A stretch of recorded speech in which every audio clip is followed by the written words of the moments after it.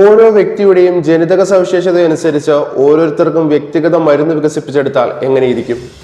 മനുഷ്യരാശിയുടെ ചരിത്രത്തിൽ തന്നെ സുപ്രധാനമായ വഴിത്തിരിവായിരിക്കും അത്. അങ്ങനെ ഒരു ചുവടുവയ്പ്പിലേക്ക് കൂടുതൽ അടുക്കുകയാണ് ബഹ്റൈൻ. മനുഷ്യ ശരീരവുമായി ബന്ധപ്പെട്ട മുഴുവൻ ജനിതക വിവരങ്ങളും ജീനുകളിലാണ് അടങ്ങിയിരിക്കുന്നത്. ജീനുകളുടെ വിശകലനം വഴി വ്യക്തിയുടെ ജനിതഘടനയ്ക്ക് അനുയോജ്യമായ രോഗനിർണയ രീതികളും മരുന്നുകളും വികസിപ്പിക്കാനും സാധിക്കും. ഓരോ വ്യക്തിയുടെയും ജനിതക സവിശേഷതയനുസരിച്ചുള്ള വ്യക്തിഗത മരുന്ന് വികസിപ്പിച്ചെടുക്കുകയും ജീനോം സെന്ററിന്റെ ലക്ഷ്യമാണ്. ഈ മേഖലയിലെ ഗവേഷണങ്ങളെ സഹായിക്കുന്നതിനായി ആരോഗ്യ മന്ത്രാലയത്തിന്റെ ഭാഗമായ സൽമാനിയ മെഡിക്കൽ കോംപ്ലക്സിൽ ബയോബാങ്ക് സ്ഥാപിച്ചിട്ടുണ്ട്.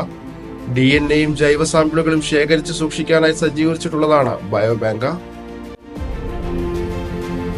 ഹ്യൂമൻ ജീനോം സീക്വൻസിംഗിനായി അത്യാധുനിക സംവിധാനം സ്ഥാപിച്ചിരിക്കുകയാണ് ഇപ്പോൾ രാജ്യം. ഇത്തരം സംവിധാനം ഒരുക്കുന്ന മിഡിൽ ഈസ്റ്റിലെ ആദ്യത്തെ രാജ്യം കൂടിയാണ് ബഹ്റൈൻ. കഴിഞ്ഞ നവംബർ 30-ന് supreme council for health chairman lieutenant general doctor Sheikh Mohammed bin Abdullah Al ഖലീഫയാണ് ജീനോം സീക്വൻസിംഗ് മേഖലയിലെ അത്യാധുനിക യന്ത്രത്തിന്റെ ഉദ്ഘാടനം നിർവഹിച്ചത്. ആരോഗ്യ മേഖലയിലെ ഏറ്റവും പുതിയ സാങ്കേതിക പ്രവണതകൾ ഉപയോഗപ്പെടുത്തുന്നതിനും നാഷണൽ ജീനോം സെന്റർ വികസിപ്പിക്കുന്നതിനുമുള്ള ശ്രമത്തിന്റെ ഭാഗമായാണ് യന്ത്രം സ്ഥാപിച്ചത്. 2018-ലാണ് ബഹ്റൈൻ ദേശീയ ജീനോം പ്രൊജക്ട് ആരംഭിച്ചത്. ആരോഗ്യ മേഖലയിലെ നവീനമായ സാങ്കേതിക സംവിധാനങ്ങളും ശാസ്ത്രീയ കണ്ടുപിടുത്തങ്ങളും പൂർണ്ണമായും ഉപയോഗപ്പെടുത്തുക, അതുവഴി രാജ്യത്തെ ആരോഗ്യ സേവനങ്ങളുടെ ഗുണനിലവാരം മെച്ചപ്പെടുത്താനും ജനിതക രോഗങ്ങൾ തടയുന്നതിനുമായുള്ള ഗവേഷണങ്ങൾ ലക്ഷ്യമിട്ടാണ് നാഷണൽ ജീനോം സെന്റർ എന്ന ആശയത്തിലേക്ക് ബഹ്റൈൻ എത്തുന്നത്.